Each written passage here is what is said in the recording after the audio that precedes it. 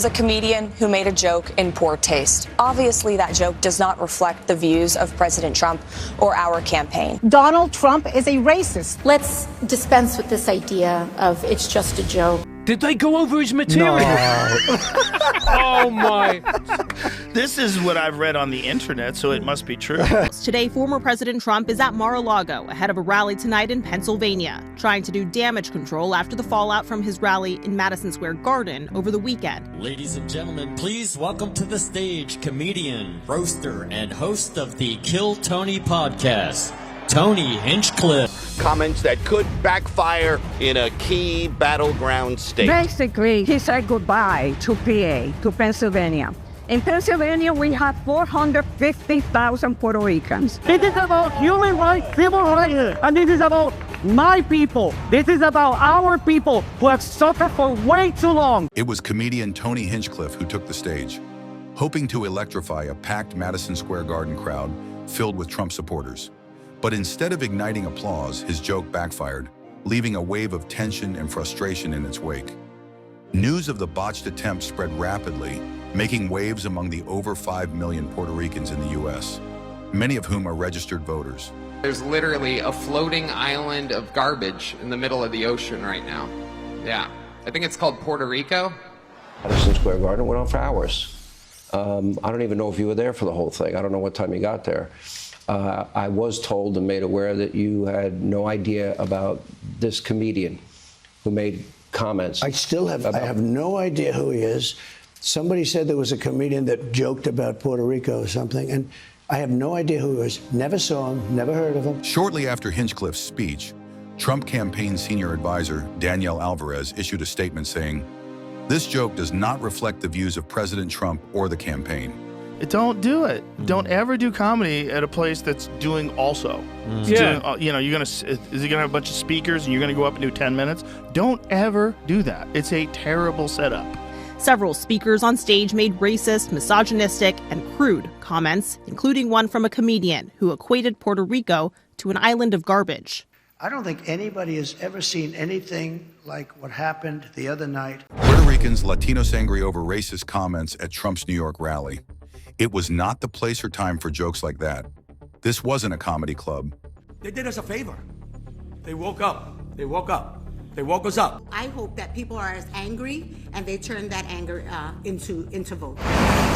Pennsylvania has more than 480,000 residents of Puerto Rican descent. It's a terrible setup, and it's a political rally, and you're doing jokes like you're in a comedy club. You can't, don't do it. I don't really blame Tony, though, because Tony is what Tony is, right? Like, if you want an insult comic, Tony is the best in the world. There's literally his great specialty is roasting. Right. So the best roaster ever. If you book Tony Hinchcliffe is going to be Tony Hinchcliffe. Somebody that has nothing to do with the party, has nothing to do with us, said something, and they try and make a big deal. But I don't know who it is. I don't even know who put him in. And I can't imagine it's a big deal. I've done more for Puerto Rico than any president, I think, that's ever been president.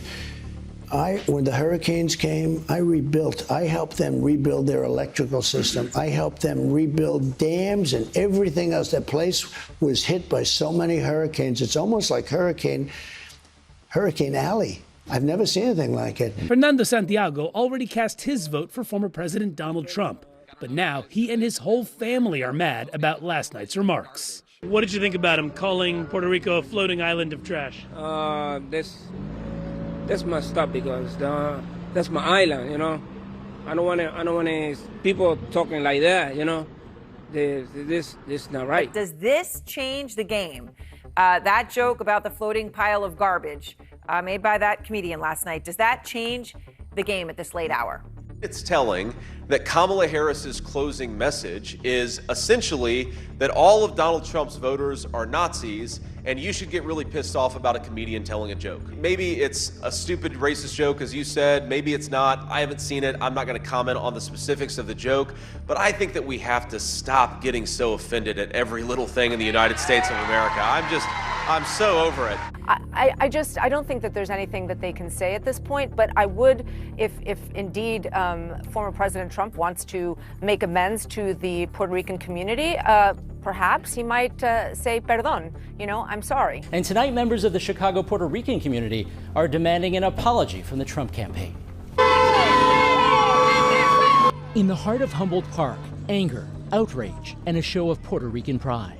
We cannot continue to stand back and allow for anyone to come and publicly disrespect us completely as an island, as a people, and as a community. When they speak against the immigrants, they speak against us. You've created a broad coalition. I believe the Republican Party is now the party of hardworking men and women, and the Democratic Party is the party of Hollywood, New York, and D.C., coastal elites, as I call them. If that.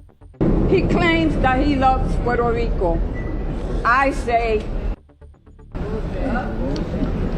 we are brave, hard-working people. We are not draft dodgers. You have built a very broad, diverse coalition, including Hispanic Americans, African Americans. And by the way, I'll put the numbers up on the screen and we can show people where they were in those first 3 years of your presidency. The best growth rate in 60 years, and the people that did best were minorities in America. That's right. They did the best. And you have built this coalition. It's fascinating how media can latch on to moments like this. This really raises questions about responsibility in public discourse. Should we hold someone accountable for every word said by their supporters, or is that a stretch?